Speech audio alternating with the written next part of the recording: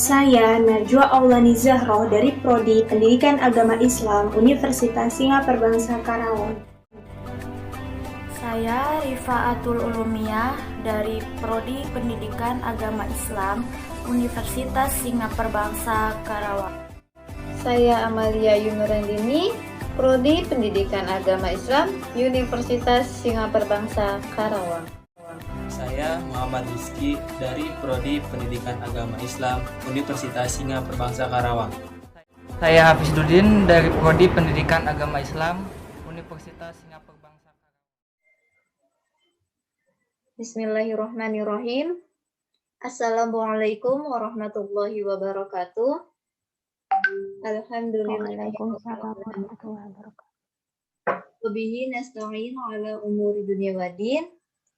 Wassalatu wassalamu ala asyrafil anbiya'i wal mursalin wa ala alihi wa sahbihi ajmain. Puji syukur kita panjatkan kehadirat Allah Subhanahu wa taala. Berkat rahmat kesehatan dan keselamatannya, kita dapat melaksanakan Zoom meeting pada malam hari ini. Sebelumnya, perkenalkan kami dari kelompok 4 yang beranggotakan saya sendiri, Amalia Yunurandini, sebagai moderator pada malam hari ini. Dan teman-teman saya, yang pertama ada Najwa Aulani, ada Rifaatul Ulumiyah, yang ketiga ada Hafizudin, dan yang terakhir ada Muhammad Rizky. Untuk pembahasan yang pertama, akan dibahas oleh Najwa Aulani tentang hadis penyakit menular. Kepada Najwa, kami persilakan.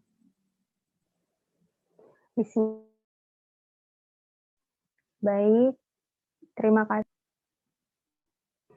Lanjut, Wak. Baik, bismillahirrahmanirrahim. Terima kasih kepada moderator. Di sini saya akan membacakan suatu hadis tentang penyakit menular adalah takdir dan kehendak Allah. A'udzu billahi minasyaitonir rajim. Bismillahirrahmanirrahim. Haddatsani Abdullah bin Muhammadin, haddatsana Hisham bin Yusuf, akhbaruna Ma'marun 'ani Zuhri an Abi Salamata an Abi Hurairah radhiyallahu anhu qala Nabi sallallahu alaihi wasallam la adwa wala safara wala hamata faqala a'rabiyun ya Rasulullah fama balul ibli takunu fir ramli ka'annaha dziba'u fayukhalituhal ba'irul ajrabu fayujribuha faqala Rasulullah sallallahu alaihi wasallam faman a'dal awal rawahul Bukhari, yang artinya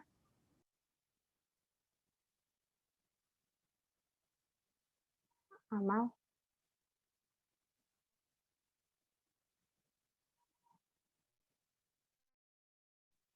Lanjut, Wak. Ini agak melek. Yang artinya menceritakan kepadaku Abdullah bin Muhammad, menceritakan kepada kami Hisham bin Yusuf, mengajarkan kepada kami Ma'mar dari Zuhri, dari Abu Salamah, dari Abu Hurairah radhiyallahu an. Ia berkata, Rasulullah Shallallahu alaihi wasallam bersabda, tidak ada adwa atau penyakit menular dan tidak ada sofar, kesialan di bulan sofar, dan tidak ada juga hama atau burung hantu. Kemudian seorang laki-laki Arab Badui berkata, wahai Rasulullah, apa yang terjadi pada unta di padang pasir yang terlihat lincah seperti kijang, lalu unta yang berpenyakit kudis mencampurinya, kemudian menjadikannya berkudis? Rasulullah Shallallahu Alaihi Wasallam berkata, siapakah nomor hadis 5.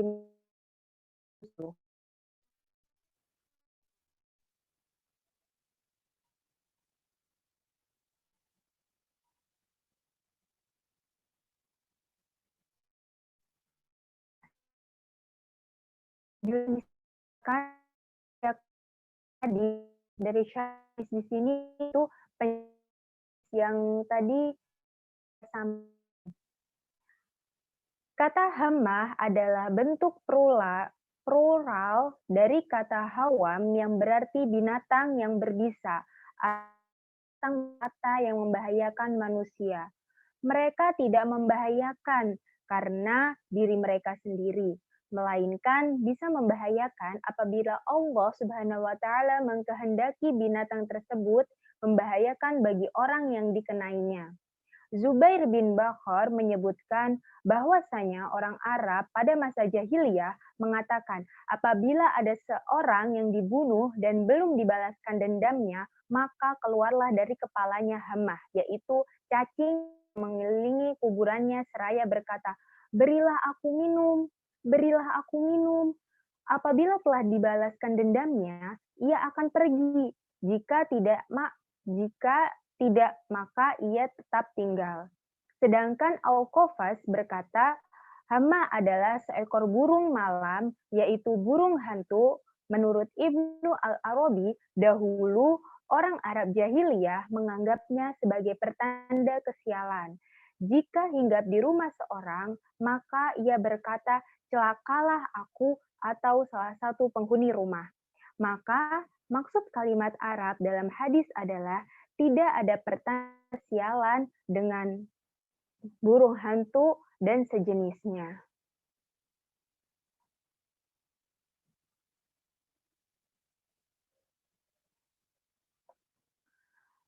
Nah, hadis ini menceritakan seorang Arab Badui yang bertanya kepada Nabi Shallallahu Alaihi Wasallam tentang unta sehat yang tertular unta lainnya yang berkudis. Karena dahulu orang-orang Arab meyakini adanya penyakit menular yang menjadi penyebab penyakit kudis yang menimpa unta sehat. Ini merupakan waham jahiliyah, mereka meyakini yang sakit apabila bercampur dengan yang sehat maka akan membuat mereka sakit. Namun syariat ketika orang Badui bertanya kepada Nabi Shallallahu Alaihi Wasallam menjawab, siapakah yang pertama kali menularkannya? Ini adalah jawaban yang sangat retorikal dan jelas kesimpulannya. Dari mana datangnya penyakit kudis kepada yang menularkannya? Jika jawaban dari unta lain, maka akan terjadi rangkaian mata rantai yang berturut-turut tanpa adanya titik temu. Begitulah sesungguhnya yang melakukan itu semua, dialah Sang Pencipta yang Maha Kuasa atas segala sesuatu, dialah Allah Subhanahu wa taala. Selanjutnya dikembalikan kepada moderator. Baik, terima kasih kepada Najwa Aulani yang telah menyampaikan pembahasannya.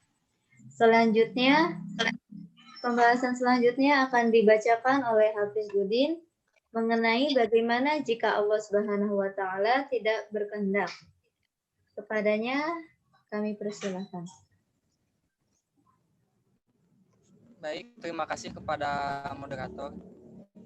Bagaimana jika Allah Subhanahu wa taala telah berkehendak?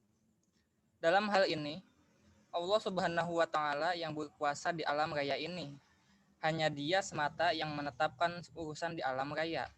Semua terjadi dengan kehendaknya, sehingga setiap muslim haruslah bersandar kepada Allah dan bertawakal kepadanya. Seperti halnya virus corona yang sedang mewabah, tidak menularkan penyakit dan menjangkiti banyak orang kecuali dengan kehendak dan takdir Allah Subhanahu wa taala. Allah takdirkan itu dengan kekuasaan dan keperkasaannya, sekaligus juga dengan hikmah dari setiap ketetapan dan perbuatannya.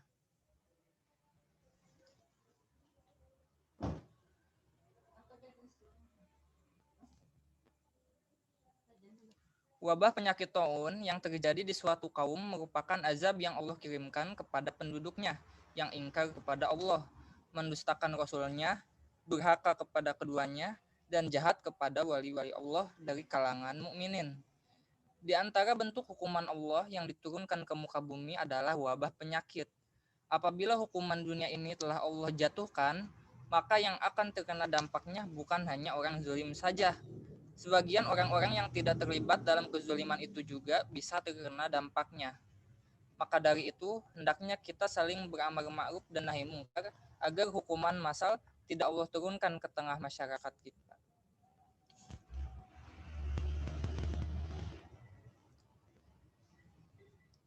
Selanjutnya, jika dikaitkan dengan adanya COVID-19 yang sedang menjadi hantu bagi penduduk dunia sekarang ini, tidak perlu terlalu dirisaukan berlebih bagi kaum mukmin, seolah pasti menjangkiti dan membunuh mereka. Haruslah tetap menjaga teguhnya iman dan keistiqomahan dalam ketaatan. Kembali kepada Allah, Zat Maha Kuasa yang mentakdirkan segala sesuatu dengan berdoa dan tawakal. Di samping itu juga haruslah mengusahakan sebab yang dibolehkan syariat agar terhindar dari tertular, seperti tidak berkunjung ke tempat yang terjadi wabah, menggunakan masker, mencuci tangan sebelum makan, menjaga wudhu dengan baik, mengonsumsi makanan bergizi, dan suplemen-suplemen. Semua ini untuk membenarkan sunatullah di alam raya dari hukum sebab akibat. Wallahu a'lam.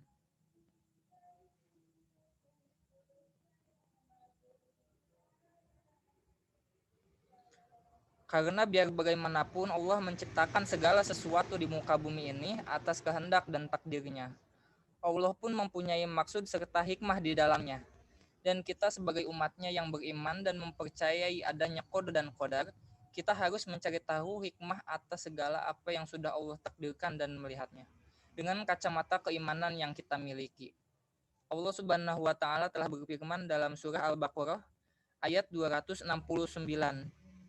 yang berbunyi A'udzubillahi minasyaitonirrajim Bismillahirrahmanirrahim Yu'til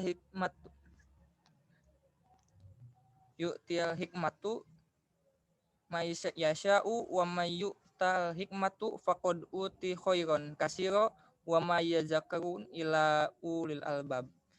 Yang artinya Allah menganugerahkan al-hikmah atau kepahaman yang dalam tentang Al-Qur'an dan As-Sunnah kepada siapa yang dikehendakinya. Dan barang siapa yang dianugerahkan karunia yang banyak, dan hanya orang-orang yang berakalah yang dapat mengambil dari firman Allah Subhanahu wa taala. Baik, terima kasih. Selanjutnya dikembalikan lagi kepada moderator. Baik, terima kasih kepada Hafidzuddin yang telah menyampaikan pembahasan mengenai bagaimana jika Allah Subhanahu wa taala telah berkehendak. Selanjutnya, pembahasan yang selanjutnya akan dibacakan oleh Rizky tentang hadis dalam menangani wabah penyakit. Kepadanya kami persilahkan. Baik, di sini saya akan membacakan hadis dalam menangani wabah penyakit. Itu yang terdapat di hadis riwayat Bukhari dan Muslim. Qala Rasulullah sallallahu alaihi wasallam at-taun aya arjajit taballallah azza wa jalla bihi nasa min ibadihi fa idza sami'tum bihi fala tadkhulu alaihi wa idza waqa'a bi ardi wa antum biha fala tafrihu minhu. Yang artinya Rasulullah sallallahu alaihi wasallam bersabda, taun atau wabah penyakit menular adalah suatu peringatan dari Allah Subhanahu wa taala untuk menguji hamba-hambanya dari kalangan manusia. Maka apabila kamu mendengar penyakit itu berjangkit di suatu negeri, janganlah kamu masuk ke negeri itu. Dan apabila wabah itu berjangkit di negeri tempat kamu berada, dan jangan pula kamu lari daripadanya. Hadis riwayat Bukhari dan Muslim dari Usamah bin Zaid.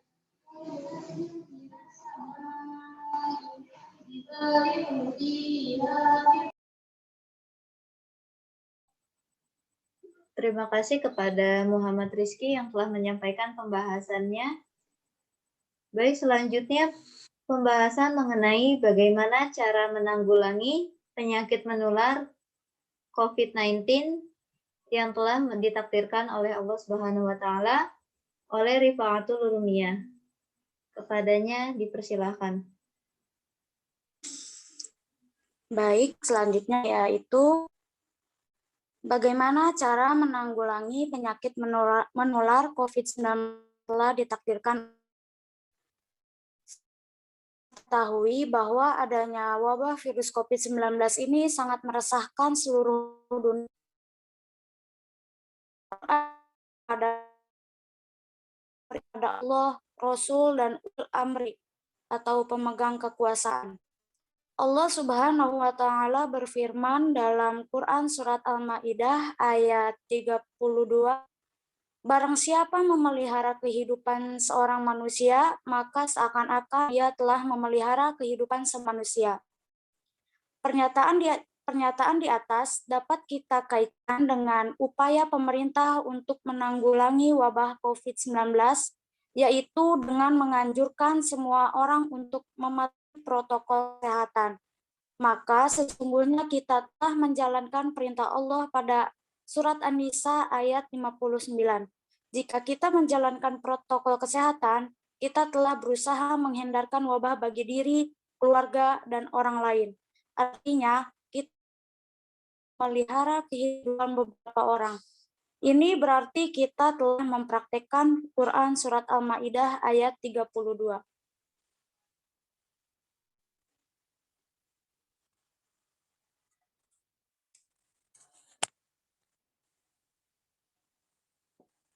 Selanjutnya, hikmah dan adanya wabah atau penyakit COVID-19. Dengan adanya virus ini, kita sebagai manusia dibuat sadar bahwa dengan adanya wabah ini tidak lantas membuat kita menjadi sombong kepada Allah. Dan kita tidak pantas untuk tinggi hati sebab Allah lah yang memiliki daya dan upaya atas segala hal yang ada di dunia ini. Yang menciptakan hidup dan mati. Tiada daya dan upaya atas segala apa yang ada di muka bumi ini. Dan tanpa pertolongan dari Allah, kita sebagai manusia bukanlah apa-apa, dan kita tidak dapat melakukan apapun tanpa kehendak darinya. Jika dilihat, banyak sekali hikmah yang ada di dalam kehidupan kita, terutama bagi kita sebagai umat Islam saat adanya wabah virus ini. Hikmah inilah yang nantinya perlu kita ambil sebagai pelajaran untuk memperbaiki hubungan kita kepada Allah, dan terlebih sebagai hikmah untuk memperbaiki kehidupan kita sebagai umat muslim untuk melangkah ke arah yang lebih baik dan jalan yang diridhoi Allah Subhanahu wa Ta'ala. Terima kasih, kembalikan kepada moderator. Ya, untuk pembahasan pada malam hari ini telah dibacakan oleh pemateri. Sampai sini apakah ada pertanyaan? Kami buka pertanyaan minimal 3 terlebih dahulu.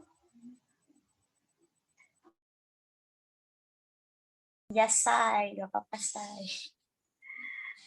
Oke, kalau tidak ada pertanyaan, kita cukupkan saja pertemuan pada malam hari ini.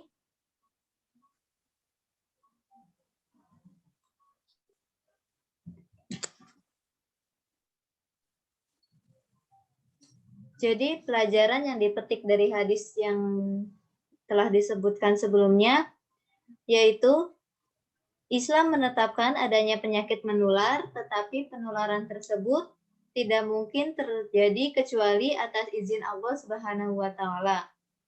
Kalau Allah tidak mengizinkan, maka tidak akan tertular kepada orang di dekatnya. Dahulu orang-orang jahiliyah menyangka penyakit menular terjadi karena sendirinya. Dengan hadis ini, Nabi membantah keyakinan mereka bahwa penyakit menular itu ada, tapi yang mengizinkan terjadinya penularan adalah Allah Subhanahu wa Ta'ala. Melalui hadis ini, Rasulullah mencoba mendekatkan perkara penyakit menular kepada logika manusia, agar manusia berpikir bahwa penyakit bukanlah berasal dari yang sakit, melainkan dari zat yang menciptakan sakit dan menciptakan sehat. Dialah Allah Subhanahu wa Ta'ala, Tuhan semesta alam.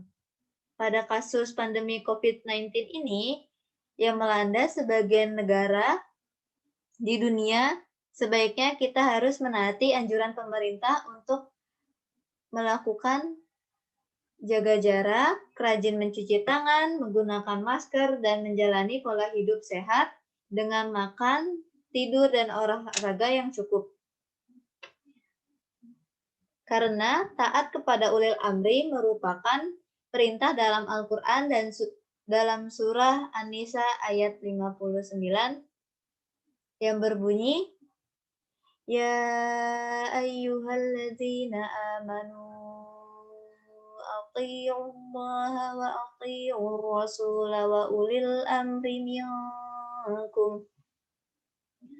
Wa in tanaza'tum fi syai'in farudduhu ila Allahi war rasuli in kuntum tu'minuna billahi wal yawmil akhir.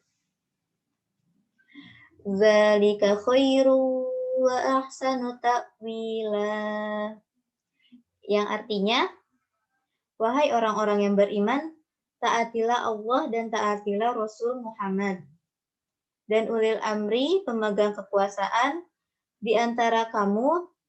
Kemudian jika kamu berbeda pendapat tentang sesuatu, maka kembalikanlah kepada Allah, Al-Quran, dan Rasul sunnahnya. Jika kamu beriman kepada Allah dan hari kemudian, yang demikian itu lebih utama bagimu dan lebih baik akibatnya. Jadi pada intinya, apapun itu penyakit yang diderita oleh kita, dan dari siapa penyakit itu bisa tertular, kita sebagai seorang muslim hendaknya senantiasa selalu bersyukur atas takdir yang telah Allah rencanakan, karena pada dasarnya manusia bisa berencana, tetapi tetap Allah Subhanahu wa Ta'ala yang menentukan segala sesuatunya. Mungkin kita cukupkan Zoom meeting pada malam hari ini. Saya selaku moderator dan teman-teman saya selaku pemateri mohon undur diri, mohon maaf jika ada perkataan yang kurang berkenan.